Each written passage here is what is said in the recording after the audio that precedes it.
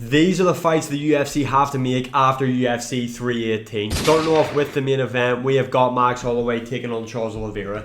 This is an obvious one. This is a no-brainer. I know Max Holloway's kind of been hinting at Ilia Topuria.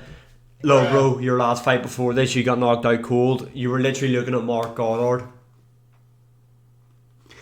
Ilia put you on a t-shirt, my boy, yeah? I like Max Holloway. I think we are going to see him fight Ilia Topuria again soon, but just not next. I think him versus Charles Oliveira, December pay-per-view card, co-main event. They're not getting rid of the BMF title by the looks of things. BMF belt, Max Holloway, Charles Oliveira, co-main event. I think that's a fight that makes sense. Obviously, Max Holloway took a lot of damage in there against Dustin Poirier. Oliveira just got his head caved in by Ilia Topuria a couple of weeks beforehand. So, timing-wise, this will make sense. Max Holloway isn't the most active fighter, and Oliveira, like I said, just had his head punched in. So, he's going to need some time out. This makes sense. It's a rematch. We all know what happened first time around. Charles Oliveira had like an esophagus injury or something. So, I don't know what my boy was doing with his throat game. They end up sore like that, but change man, new Charles Oliveira, completely different fight now, so it is, and I think they should run it back. It makes complete sense. Moving on, co-main event. This card kind of books itself. Paulo Costa, Brendan Allen. Paulo Costa called out Khamzat Chimaev. Love the fight, would love to see the build-up, and if Khamzat Chimaev loses to Dricus du Plessis, which I think there is a chance, then yeah, I'd be all for seeing this fight next, but Khamzat Chimaev isn't the most active. Paulo Costa took no damage in there against Roman Kopylov. I know Brendan Allen had a bit of a tougher fight against Marvin Vettori, but again, it was kind of him dishing out the damage, not taking the damage. And I think, again, MSG, Paulo Costa, Brendan Allen, prelim headliner. I think that's a perfect fight. Couple of spots between them in the rankings. Paulo Costa is a former UFC title challenger. I like the Khamzat fight. I would love to see the build-up. Obviously, it was meant to happen before, but Khamzat isn't active. If Khamzat wins, the fight's just not happening. If Khamzat loses, it's still not happening for a very long time because Khamzat is not active. He's not an active fighter. So this is what I think makes sense. Brendan Allen, Paulo Costa, book it for UFC MSG. Moving on. Huh? Hear me out. Hear me out. This has got Colby Covington's name written all over it. Daniel Rodriguez is going to be ranked now in the UFC's welterweight division after beating Kevin Holland at UFC 318. Colby Covington will be calling for this fight. I already know when he was announced the winner, Colby Covington's on the phone to Dana White. Colby Covington's on the phone to Donald Trump so Trump can phone Dana White. This fight's going to happen.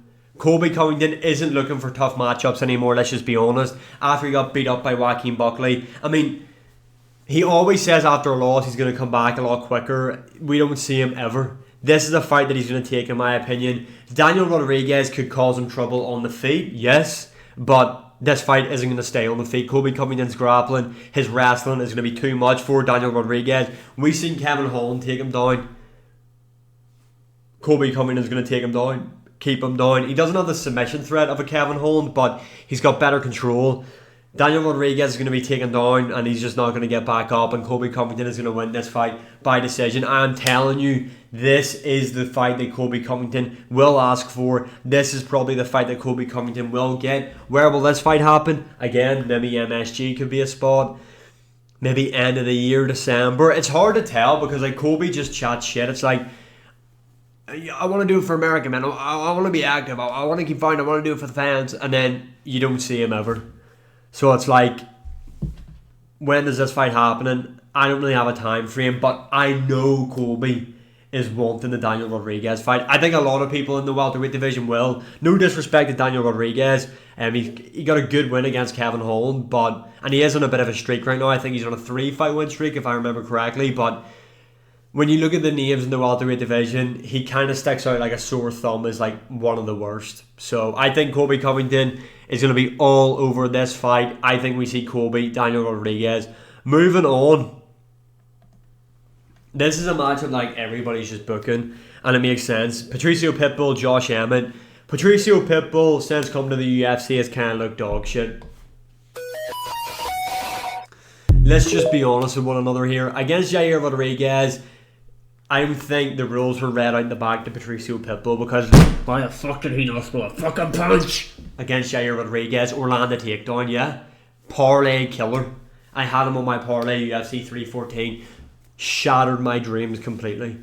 In there against Dan Ige, I thought he was going to lose. He didn't lose. He got the takedowns off. Dropped Dan Ige in the second round. There's no... you can throw unlimited strikes around. You don't need to only throw one.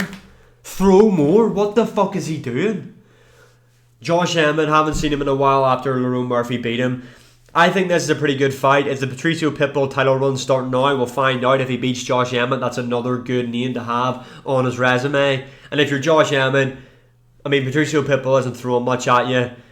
He's not the most durable. I mean, he's not like chinny or anything, but I don't know. I can see Josh Emmett maybe stopping Patricio Pitbull. Although, after seeing that fight, it's a close fight. I would like to see it. Make it happen. Pitbull, Josh Emmett. Moving on, yo.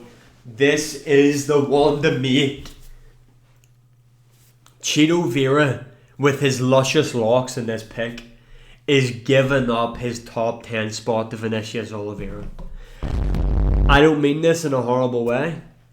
How the fuck is Chito Vera inside the top 10 of the bantamweight division? Why no way, why? Why no way, why? But Vinicius Oliveira on a win streak right now. He is ranked inside of the top 15. I know MMA Guru was like, let's do Oliveira versus Zahabi. No, fuck that. Let's do Vinicius Oliveira, Chito Vera. That's a banger. Tell me that isn't a fun fight. I think it would be a scrap, a good like main card opener to a pay-per-view. I think that's where this belongs.